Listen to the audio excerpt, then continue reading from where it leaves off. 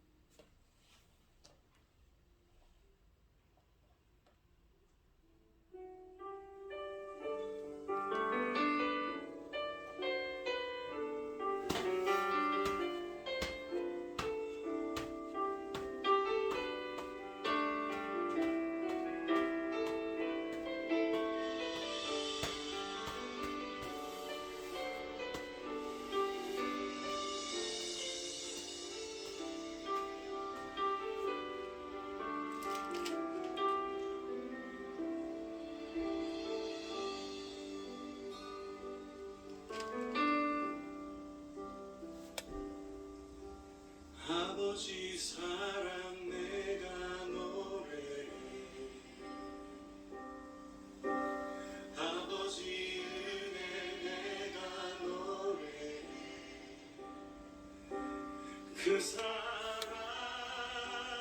변함없으신 거짓없으신 성실하신 그 사랑 상할 때 꺾지 않으신 꺼져가는 눈불 끄지 않는 그 사랑 변함없으신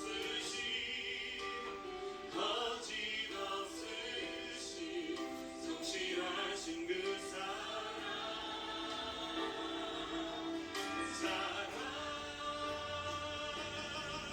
그 사랑 날 위해 죽으신 날 위해 다시 사신 예수 그리스도 다시 오신 그 사랑 죽음도 생명도 천사도 하늘의 어떤 것에도 끊을 수 없는 영원한 그 사랑 예수. 오늘 우리를 향한 아버지의 사랑, 주님의 십자가의 사랑과 은혜를 우리 다시 한번 기억하며 주 앞에 고백하며 나아가겠습니다. 아버지 사랑 내가 너를 아버지 은혜 내가 너를 그 사랑 변함없으신 거짓없으신 성실하신 그 사랑 사랑할 때 꺾지 않으신 꺼져가는 등불 끄지 않는 그 사랑 거짓없으신 거짓없으신 성실하신 그 사랑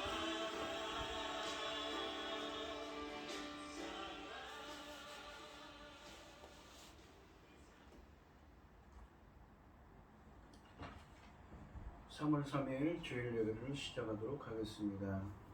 땅과 거기에 충만한 것과 세계와 그 가운데 사는 자들은 다 여호와의 것이로다. 여호와께서 그 터를 바다 위에 세우시며 강물 위에 건설하셨도다. 여호와의 산에 오를 자가 누구며 그의 거룩한 곳에 설 자가 누구인가? 곧 손이 깨끗하며 마음이 청결하며 뜻을 허탄한 데 두지 아니하며 거짓 맹세하지 아니하는 자로다. 그는 여호와께 복을 받고 구원의 하나님께 의를 얻으리니 이는 여호와를 찾는 족속이요 야곱의 하나님의 얼굴을 구하는 자로다. 아멘. 저희들을 창세전에 특정하시고 여기까지 인도해 주신 주님 감사를 드립니다. 오늘 예배 가운데 임재하여 주시고 이 예배가 신령과 진정으로 드려지는 예배가 되게 하여 주시옵소서. 이 모든 말씀 거룩하신 예수님 이름으로 기도드리옵나이다. 아멘. 찬송가 1장입니다. 만복의 근원 하나님 온 백성 찬송 드리고 저 천사여 찬송하세 찬송 성부 성자 성령 아멘.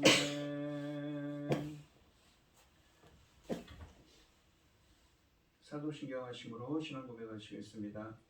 전능하사 천지를 만드신 하나님 아버지를 내가 믿사오며 그 외아들 우리 주 예수 그리스도를 믿사오니 이는 성령으로 잉태하사 동정녀 마리아에게 나시고 본디오 빌라도에게 고난을 받으사 십자가에 못 박혀 죽으시고 장사한 지 사흘 만에 죽은 자 가운데서 다시 살아나시며 하늘에 오르사 전능하신 하나님 우편에 앉아 계시다가 저리로서 산 자와 죽은 자를 심판하러 오시리라. 성령을 믿사오며 거룩한 공예와 성도가 서로 교통하는 것과 죄를 사하여 주시는 것과 몸이 다시 사는 것과 영원히 사는 것을 믿사옵나이다. 아멘. 교독론 16번입니다. 교독을 하도록 하겠습니다. 제가 먼저 읽겠습니다. 여호와여, 내가 주께 부르짖으오니 나의 반석이여 내게 귀를 막지 마소서. 주께서 내게 잠잠하시면 내가 무덤에 내려가는 자와 같을까 하나이다. 내가 주의 지성소를 향하여 나의 손을 들고 주께 부르짖을 때에 나의 간구하는 소리를 들으소서. 악인과 악을 행하는 자들과 함께 나를 끌어내지 마옵소서. 그들은 그 이웃에게 화평을 말하나 그들의 마음에는 악독이 있나이다. 그들은 여호와께서 행하신 일과 손으로 지으신 것을 생각하지 아니하므로 여호와께서 그들을 파괴하고 건설하지 아니하시리로다. 여호와를 찬송하며 내 간구하는 소리를 들으시미로다. 여호와는 나의 힘과 나의 방패이시니 내 마음이 그를 의지하여 도움을 얻었도다. 여호와는 그들의 힘이시요 그의 기름 부음 받은 자의 구원의 요새이시로다. 아멘. 아멘. 찬송가 446장입니다. 446장 찬송하시고 교회 목사님 기도해 주시겠습니다. 주 섬에는 참 기쁨 없도다. 날 사랑하신 주 늘 계시옵소서. 기쁘고 기쁘도다. 항상 기쁘도다. 나 주께 왔사오니 복 주옵소서. 나 주께 왔으니 복 주시옵소서. 주 함께 계시면 근시험 이기네. 기쁘고 기쁘도다. 항상 기쁘도다. 나 주께 왔사오니 복 주옵소서. 주 떠나가시면 내 생명 헛되네. 기쁘나 슬플 때 늘 계시옵소서. 기쁘고 기쁘도다. 항상 기쁘도다. 나 주께 왔사오니 복 주옵소서. 그 귀한 언약을 이루어 주시고 주 명령 따를 때 늘 계시옵소서. 기쁘고 기쁘도다. 항상 기쁘도다. 나 주께 왔사오니 복 주옵소서. 아멘. 기도하겠습니다. 천지 만물을 지으신 전능하신 하나님 아버지, 어리석고 보잘것없는 저희를 자녀 삼으시고 아버지의 사랑 가운데 살아가게 하심을 감사드립니다. 세상은 온갖 일로 어수선한 가운데에도 이 시간 아버지께 예배드릴 수 있도록 인도하셨으니 감사합니다. 전능하신 하나님 아버지, 저희 나라를 지켜주시옵소서. 전쟁으로부터 온갖 재난으로부터 지켜주시옵소서. 전능하신 하나님 아버지, 지금은 참으로 중대한 시대입니다. 아버지께서 기뻐 받으실 열매들이 나오는 열매 거둘 중대한 시대를 아버지께서 열고 계십니다. 이 열매 거둘 중대한 시대에 아버지 당신의 사랑하는 종 열매 거둘 말씀으로 강단에 들고 섰습니다. 아버지 하나님, 이 귀한 말씀 열매 거둔 이 말씀으로 말미암아 아버지 하나님 기뻐 받으실 열매들이 넉넉히 나와 아버지께 드려질 수 있도록 도와주시옵기를 간절히 소원합니다. 전능하신 하나님 아버지, 저희는 어리석어서 아버지 하나님 힘이 없고 어리석고 보잘것없어서 아버지 하나님 이를 아버지 혹시라도 제대로 아버지 원하시는 그 수준까지 그 분량까지 감당하지 못할까 심히 걱정하고 근심하고 있사오니 아버지 하나님 도와주시옵소서. 아버지께서 원하시고 기뻐하시는 그 분량만큼 사명 잘 감당하고 아버지 앞에 갈 수 있기를 소원합니다. 이 모든 말씀 억만 죄악 가운데에서 우리를 구원하여 주신 예수 그리스도의 이름으로 기도드리옵나이다. 아멘. 아멘. 오늘 함께 하실 하나님의 말씀은 시편 14편 1절로 7절 말씀입니다. 시편 14편 1절로 7절입니다. 교독을 하겠습니다. 제가 먼저 읽겠습니다. 어리석은 자는 그의 마음에 이르기를 하나님이 없다 하는도다. 그들은 부패하고 그 행실이 가증하니 선을 행하는 자가 없도다. 여호와께서 하늘에서 인생을 굽어 살피사 지각이 있어 하나님을 찾는 자가 있는가 보려 하신즉 다 치우쳐 함께 더러운 자가 되고 선을 행하는 자가 없으니 하나도 없도다. 죄악을 행하는 자는 다 무지하냐 그들이 떡 먹듯이 내 백성을 먹으면서 여호와를 부르지 아니하는도다. 그러나 거기서 그들은 두려워하고 두려워하였으니 여호와 하나님이 의인의 세대에 계시미로다. 너희가 가난한 자의 계획을 부끄럽게 하나 오직 여호와는 그의 피난처가 되시도다. 아멘. 아멘. 이스라엘의 구원이 시온에서 나오기를 원하도다. 여호와께서 그의 백성을 포로된 곳에서 돌이키실 때에 야곱이 즐거워하고 이스라엘이 기뻐하리로다. 아멘. 찬송 455장입니다. 주님의 마음을 본받는 자 그 마음의 평강이 찾아오면 험악한 세상을 이기네. 하늘로부터 임함이로다. 주님의 마음 본받아 살면서 그 거룩하심 나도 이루리. 주 모습 내 눈에 안 보이며 그 음성 내 귀에 안 들려도 내 영혼 날마다 주를 만나 신령한 말씀 늘 배우도다. 주님의 마음 본받아 살면서 그 거룩하심 나도 이루리. 가는 길 거칠고 험하여도 내 맘에 불평이 없어짐은 십자가 고난을 이겨내신 주님의 마음 본받음이라.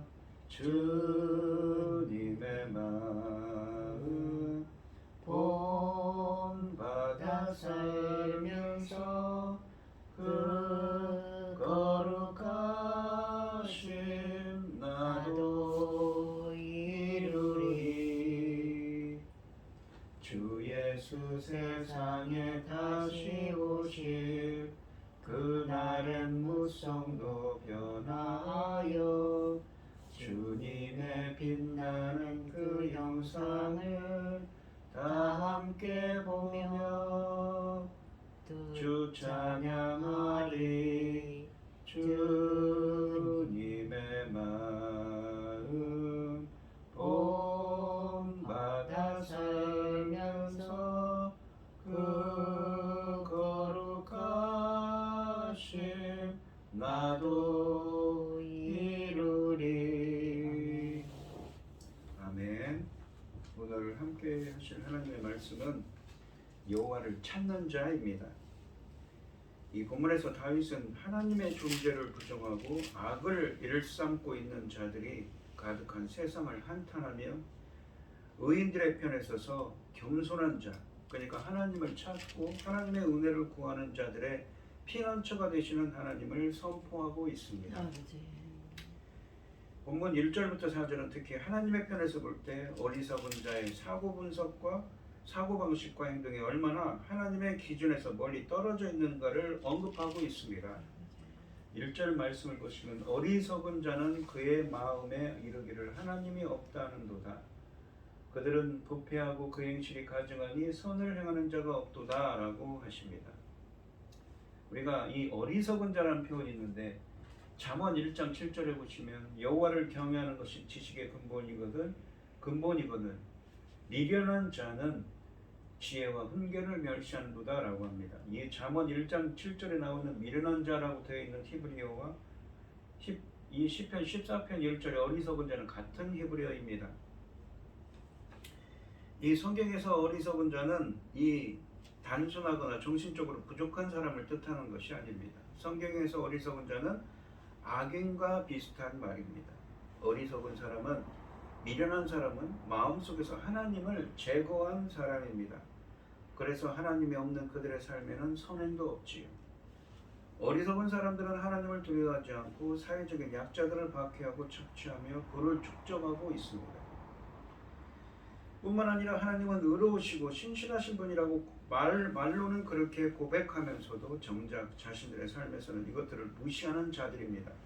그러므로 말과 행동이 동떨어진 자들이라고 할 수 있습니다. 그러므로 이 어리석은 사람들은 부패하고 행실이 가증해서 선을 행하지 않습니다. 어리석은 자는 마치 하나님이 없는 것처럼 행동하는 것이지요.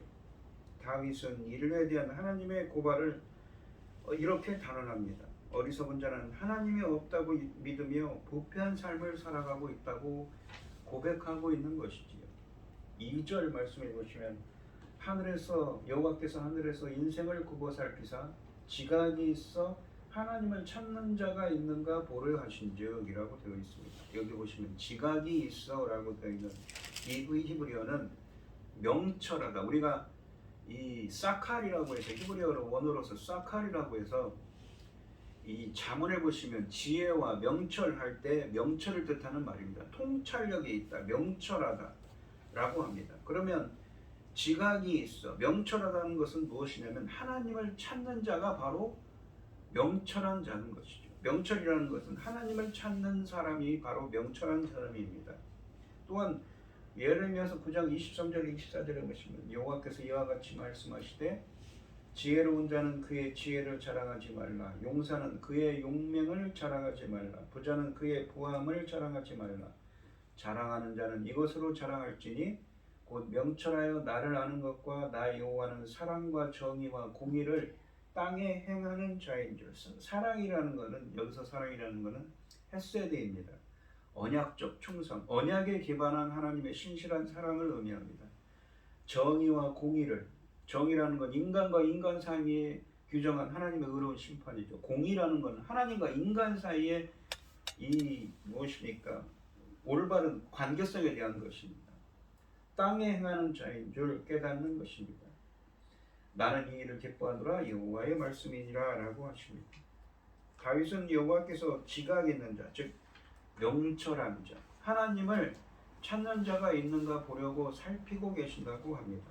악인들의 논리와는 달리 하나님은 하늘에서 어리석은 자들로 가득한 세상을 감찰하고 계십니다. 인류에 대한 시인의 평가는 이 인생을, 사람들을 살펴보시기에 하나님이 땅을 굽어 살펴보신다는 것을 근거하고 있습니다. 하나님이 인류가 얼마나 악한지 굽어보신 예 중에는 우리가 창세기 11장의 바벨탑 사건, 그리고 창세기 이 18장에 있는 소돔도 포함되어 있습니다. 하나님은 세상을 별 관심 없이 바라만 보고 있는 분이 아닙니다. 어리석은 사람들이 생각하듯이 심판하시는 하나님이 없다고 단정하는 것과는 정반대인 것이지요. 하나님은 세상을 내려다보시면서 명철한 자들을 찾으십니다. 명철한 자들이 누구라고 했는가요? 바로 하나님을 찾는 사람들입니다. 그리고 하나님이 어떤 하나님이신가를 아는 것입니다. 명철하여 하나님을 아는 것과 하나님은 사랑과 정의와 공의를 땅에 행하는 자인 줄 깨닫는 것이라고 합니다. 하나님을 아는 것이 무엇입니까? 바로 우리가 하나님을 어떻게 압니까? 이 안다는 것은 그냥 아는 것이 아니죠. 인간이 하나님을 알 수가 있습니까? 없습니다. 하나님이 계시를 해줘야 합니다. 감추어진 비밀을 드러내주고 드러내줘야만 그만큼만 알 수가 있는 것이죠. 그렇게 하나님의 은혜를 입은 사람입니다. 그것이 바로 명철이라는 것이죠. 하나님은 언약에 기반한 신실한 사랑을 베풀고 정의와 공의에 하나님이 행하는 분이시는 것을 아는 것이, 깨닫는 것이 바로 명철이라고 합니다. 이 3절 말씀을 보시면 다 치우쳐 함께 더러운 자가 되고 선을 행하는 자가 없으니 하나도 없도다. 다 치우쳐라는 것은 인간의 전적 부패의 보편성과 전체성을 말하고 있습니다. 그리고 더러운 자, 타락한 자, 더러운 자라는 건 타락한 자를 의미합니다. 또한 하나도 없도다 라고 표현하는데, 이것은 인간은 전적 부패로 선을 행할 수 없습니다. 따라서 스스로의 힘으로 하나님의 영광에 이르지 못함을 의미하고 있습니다. 안타깝게도 세상 사람들이 모두 악의 길로 치우쳐 있습니다. 하나님은 하나님을 찾는 자, 선을 행하는 자를 찾지 못하십니다. 그러니까 명철한 자가 없는 것이, 명철한 자를 찾으려 했지만 찾을 수가 없는 것입니다. 죄라는 것은 하나님께 나아가는 길에서 치우치는 일에서 시작됩니다. 노아와 바벨탑 사건을 연상시킵니다. 예레미야도 이스라엘의 의인 한 사람만 있어도 벌을 내리지 않으시겠다는 하나님의 말씀을 듣고 찾아 나섰다가 한 명도 찾지 못하여 절망했습니다. 바울은 로마서 3장에서 선을 행하는 자가 없나니 하나도 없다는 말씀이 온 인류를 가리킨다고 보았습니다. 이것은 설령 무신론자가 아니라 할지라도 죄의 보편성에서 벗어날 길이 없는 인간 실존의 한계 상황을 그대로 묘사하고 있는 것이지요. 또한 이 4절부터 6절은 악인에 대한, 이 징벌에 대한 이야기를 하고 있습니다. 4절에 보시면 죄악을 행하는 자는 다 무지하냐? 그들이 떡 먹듯이 내 백성을 먹으면서 여호와를 부르지 아니하는도다. 원문으로 이거를 직역하면 이렇습니다. 악을 행하는 모든 자는 왜 깨닫지 못하는가? 떡 먹듯이 내 백성을 먹으면서 하나님을 부르지 아니하는도다라고 아니하는도다라는 의미입니다. 악을 행하는 자들은 모두가 다 자신들의 행위가 어떤 결과를 가져오는지 모를 정도로 어리석습니다. 어리석은가 묻고 계십니다. 그 결과는 하나님의 심판임을 알지 못한다는 말인가? 그 결과는 하나님의 심판임을 알지 못한단 말인가? 라고 하십니다. 악인들은 마치 이케니 때마다 음식을 먹듯이 주의 백성을 먹어치웁니다. 착취하고 괴롭힌다고 하십니다. 악인들은 하나님이 살아계시고 세상을 정의와 공의로 다스리신다는 사실을 인정하지 않는 어리석은 자들입니다. 그러므로 그들은 연약하고 힘없는 사람들을 착취하고 약탈하는 일을 서슴지 않고 있습니다. 그들은 마치 하나님이 존재하지 않는 것처럼 행동합니다. 만일 그들이 하나님을 부르는 자, 하나님을 찾는 자, 그러니까 명철한 자들이었다면 분명 회개했을 것이고 하나님을 믿었을 것입니다. 어리석은 자는 하나님이 없다고 생각합니다. 그들은 선과 악을 판단할 절대자의 존재를 부정하기 때문에 죄를 일삼고 부패한 삶을 즐기면서도 심판을 두려워하지 않습니다. 반면에 지식이 부족하고 이 처세에 박지 못해도 하나님을 아는 이들은 일상의 삶에서 선을 실천합니다. 하나님은 이런 사람들을 지혜로운 자, 즉 명철한 자라고 말합니다. 지각이 있는 사람, 명철한 사람이라고 말씀합니다. 5절부터 7절 말씀은 하나님께서 지금까지 의인과 함께 계셨으며 앞으로도 인도하실 것을 말씀하고 있습니다. 그러나 거기서 그들은 두려워하였으니 하나님이 의인의 세대에 계시미로다. 이 거기서라는 말은 하나님의 심판을 나타내시는 때라고 합니다.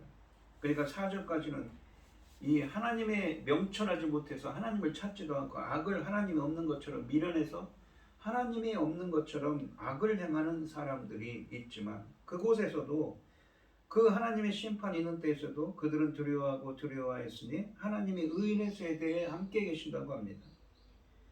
악인만 보이는 시대처럼 보이는 하나님이 이 의인의 하나님이 의인 선을 행하는 자 하나님을 부르는 자 그러니까 명철한 자들과 함께 하사 이 영화롭게 하실 것을 말씀하고 있습니다. 7절에 보시면 의인의 길은 정직하며 정직하신 주께서 의인의 첩경을 평탄하게 하시도다 라고 하십니다. 이 길이라는 것은 무엇입니까? 인생을 상징하는 데레크라고 해서 인생의 어떤 방식입니다. 우리가 어떤 방향성을 의미하는 것이죠. 의인의 그 인생의 길은 정직한 것입니다. 정직하신 주께서 의인의 첩경이라는 것은 이 길과 같은 말씀이라고 같은 뜻이라고 할 수 있습니다. 의인의 첩경을 평탄하게 하신다고 말씀하십니다. 그러니까 이 명철하지 못해서 하나님을 찾지도 않고 하나님이 없는 것처럼 행하는 이 악인들의 인생의 길은 심판이 맞지만 의인들, 명철한 자들이죠. 하나님을 알고 하나님은 사랑과 정의와 공의를 행하는 자인 것을 아는 하나님을 찾는 명철한 자들의 인생의 길은 정직한 길입니다. 그래서 정직하신 주께서 의인들의 이 사람들의 명철한 자들의 인생의 길을 평탄케 한다고 말씀하십니다. 어리석은 자들은 하나님의 심판을 두려워하게 될 것입니다. 하나님의 의로운 자들과 함께 계시기 때문입니다. 여호와의 출현은 그들에게 있어서 두려움을 주지만 의인들에게는 구원을 의미합니다. 이 구원은 하나님께서 악인들에게서 고통당하는 의인을 보호하시고 악인들을 처단하실 때 이루어지는 것이지요. 호세아서 14장 9절에도 여호와의 도는 정직하니 여호와의 길은 정직하니 의인은 그 길로 다닌다고 합니다. 하나님의 길로 행하는 자가 바로 의인인 것이지요. 우리가 6절에 다시 보시면 너희가 가난한 자의 계획을 부럽게 하라 오직 여호와는 그의 피난처가 되시도다 라고 합니다. 이 가난한 자라는 것은 비천한, 이 겸손함이라는 의미를 담고 있는 말입니다. 겸손하다. 그러니까 프토코스라고 해서 심령이 이 마태복음 5장 3절에 나오는 심령이 가난한 자, 하나님의 은혜를 구하는 자입니다. 그러니까 너희가 악인들이지요. 가난한 자들의 계획, 가난한 자들의 이 계획이라고 되어 있지만 히브리 원어로는 예자라고 해서 조언, 충고입니다. 그러니까 겸손히 하나님의 뜻을 따르는 겸손한 자들의 그 조언과 충고를 부끄럽게 하는 수치스럽게 만들지만 오직 여호와는 그의 편안처가 누구의? 가난한 자, 의인들, 명철한 자, 하나님을 찾는 사람들. 하나님을 알고 하나님은 이 땅에 언약에 기반한 신실한 사랑과 정의와 공의를 행하는 자인 분을 깨닫는 그 의인들의 피난처가 되신다고 하십니다. 이 마태복음 18장 1절로 6절에 보면 그때 제자들이 여섯께 나와 이르되 천국에서는 누가 크니까 라고 하십니다. 예수께서 한 어린아이를 불러 그들 가운데 세우시고 이르시되 진실로 너희에게 이르노니 너희가 돌이켜 어린아이들과 같이 되지 않으면 결단코 천국에 들어가지 못하리라 라고 하셨습니다. 그러므로 누구든지 어린아이와 같이 자기를 낮춘다 라는 사람이 천국에서 큰 자라고 하십니다. 또 누구든지 내 이름으로 이런 어린아이 하나를 영접하면 곧 나를 영접함이니 또 누구든지 나를 믿는 이 작은 자 하나를 실족하게 하면 차라리 연자맷돌이 그 목에 달려서 깊은 바다에 빠뜨려지는 것이 나으니라 라고 하셨습니다. 그러니까 겸손한 자, 자기를 낮추는 사람, 바로 이 하나님의 은혜를 푸토코스라고 해서 심령이 가난한 사람입니다. 마태복음 5장 3절에 나오는 오늘 본문에 나오는 의인들인 것이지요. 의인들은 바로 명철해서 하나님을 찾는 자입니다. 의인은 겸손한 가난한 자는 어리석은 악인들로 인해 순환을 받는 자를 가리킵니다.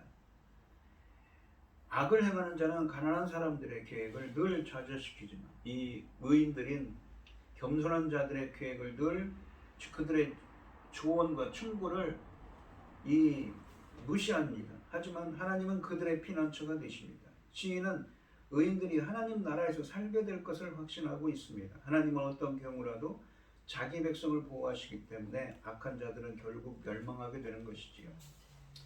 하나님은 그분의 백성 가운데 계십니다. 그러므로 시편 저자는 이 다윗은 하나님의 백성을 박해하는 악인이 주께서 그들을 심판하실 때 커다란 두려움에 빠질 것을 예견하고 있습니다. 그들이 하나님의 백성의 이 가난한 자의 삶을 잠시 동안은 부끄럽게 만들 수 있을지 모릅니다.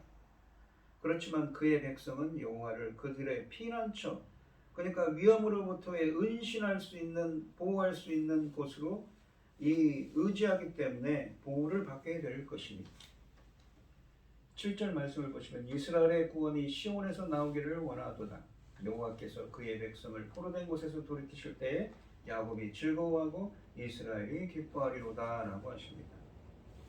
이스라엘의 구원이 시온에서 나기를 원하도다 라고 하시는데, 원문으로는 이스라엘의 구원은 시온으로부터 누가 주시는가 라는 것입니다. 바로 하나님께서 이 시온이라는 이름이 맨 처음에 나오는 것은 사무엘하 5장 7절인데, 다윗이 그 이 산성을 점령하고 다윗성이라고 지었습니다. 이것은 이스라엘의 동남쪽의 언덕을 가리키는데, 처음에는 이 언덕을 시온이라고 불렀습니다. 열왕기상 8장 1절에 있지요. 시온에는 하나님께서 자기 이름을 두신 언약궤가 있습니다. 그러므로 구원이 시온에서 나온다는 것은 구원이 여호와로부터, 이 여호와 하나님으로부터 말미암는다는 말씀과 같습니다. 그러니까 여호와께서 시온에서 시온에서 누가 주시는가? 시온에서 하나님께서 그의 백성을 포로된 곳에서 돌이키실 때, 그의 백성이라는 건 하나님의 언약 백성이죠. 포로된 곳에서 돌이키신다는 건 문자 그대로 좁게는 이스라엘 백성들이 바벨론 포로 생활에서 돌아오신 것으로 이해할 수 있습니다. 구약에서 포로를 돌리는 이 은유적인 의미에서 운명의 역전을 의미합니다. 백성을 포로된 상태와 같은 비참함에서 번영의 상태로 회복시킬 것을 의미합니다. 그래서 넓은 의미로는 바벨론에서의 포로 생활, 그러니까 이것을 제2의 출애굽이라고 했지요. 곤경에서 이 구원하심을 의미하기도 합니다. 하나님께서 당신의 백성을 그들의 땅으로 되돌려 보내실 때, 즉 여호와께서 자기 백성을 곤경에서 벗어나 다시 번영하게 하실 때, 어리석은 자들의 포로가 된 자기 백성을, 그러니까 악인들이지요. 어리석은 자라는 것은 원상으로 회복할 때 야곱은 기뻐하고 이스라엘은 즐거워할 것입니다. 성경은 참고로 말씀드리면, 성경은 넓은 의미에서 보시면 이 포로된 곳에서 돌이키신다는 것은 바벨론 포로로부터 돌아오게 하신다는 것이지요. 성경적으로 보시면 다른 의미로는 곤경으로부터, 의인들이 곤경에 처해 있지만 이 본문에 나오는 악인들로부터 이 고난을 당하지만 그 곤경으로부터 회복시킨다는 의미도 담고 있을 수 있습니다. 시온산은 여호와께서 하나님께서 그의 백성들과 함께 하심을 상징하는 곳입니다. 이제 그 시온산에서 구원이 임할 것입니다. 의인들에게 하나님께서 그의 백성 가운데 임재해 계신다는 사실은 실제적인 고통으로부터 현실적인 구원을 가져다 주는 힘이 됩니다.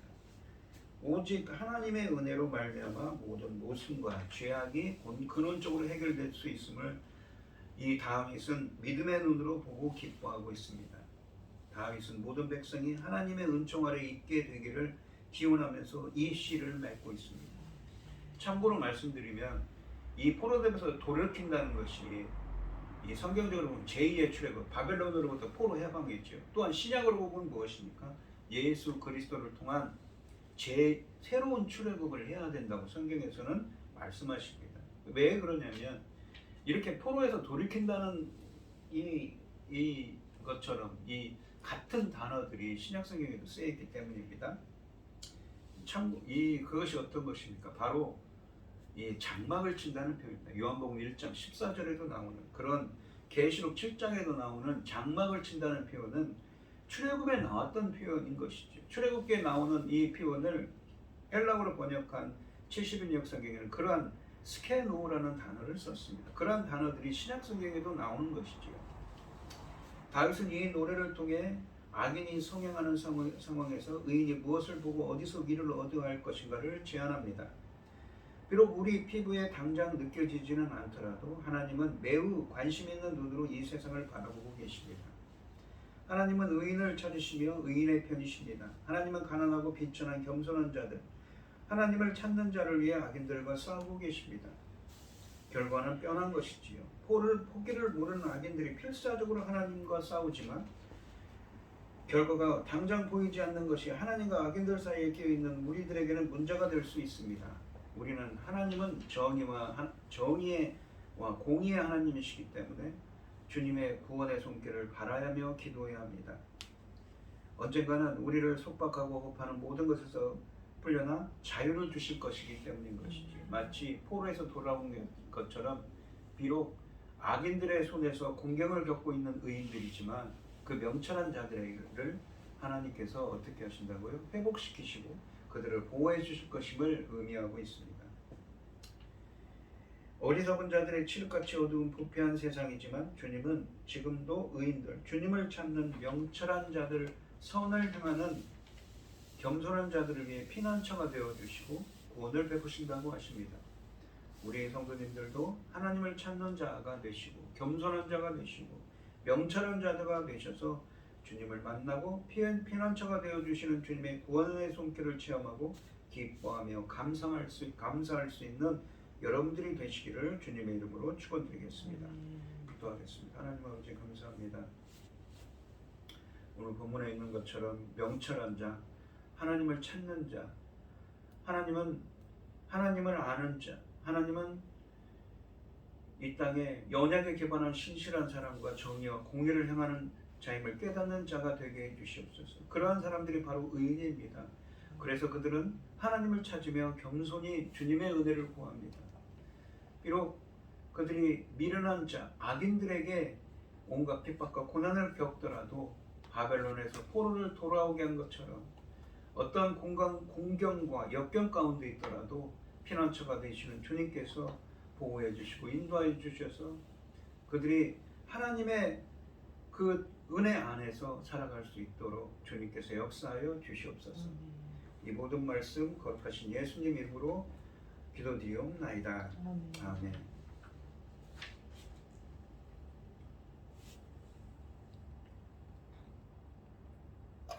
찬송가 433장입니다. 귀하신 주여 날 붙드사 주께로 날마다 더 가까이 저 하늘 나라 나 올라가 그 주의 품 안에 늘하여 영생의 복 받기 원합니다. 봉헌할 물건 나 없어도 날마다 주께로 더 가까이 내 죄를 주께 다 고하니 주님의 보혈로 날 씻으사 눈보다 더 희게 하옵소서. 가득한 마귀 날 꿰어도 주 예수 앞으로 더 가까이 이 세상 속한 그 허영심 또 추한 생각을 다 버리니 정결한 마 내게 늘 주소서. 이 세상 내가 살 동안에 주께로 날마다 더 가까이 저 배는 전부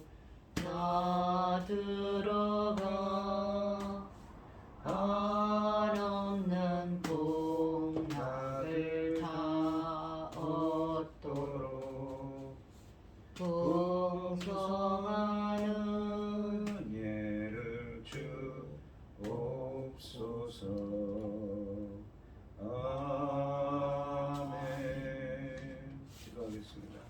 하나님 아버지 감사합니다. 오늘도 거룩한 주일 이렇게 불러모아 주시고 예배드리게 하여 주시니 감사드립니다. 아버지. 이 시간 하나님께서 주신 많은 은혜와 사랑에 감사드리며 주님께 귀한 예물을 드리는 손길을 드리겠습니다. 드려지는 손길마다 주님께서 기억해 주시고 이 간과 기도에 귀 기울여 주시고 응답해 주셔서 하나님의 기뻐하시는 뜻을 향할 수 있도록 인도하여 주시옵소서. 아멘. 기뻐받아 흠양하여 주실 줄 믿사오며 이 모든 말씀 거룩하신 예수님 이름으로 기도합니다. 아멘. 아멘. 축도하심으로 오늘 예배를 마치겠습니다. 이제는 주 예수 그리스도의 은혜와 하나님 아버지의 극진하신 사랑과 성령의 교통하심이 임마누엘의 하나님이신 예수 그리스도를 소원하는 성도들 머리머리 위에 이제부터 영원히 함께 있을지어다. 아멘. 아멘.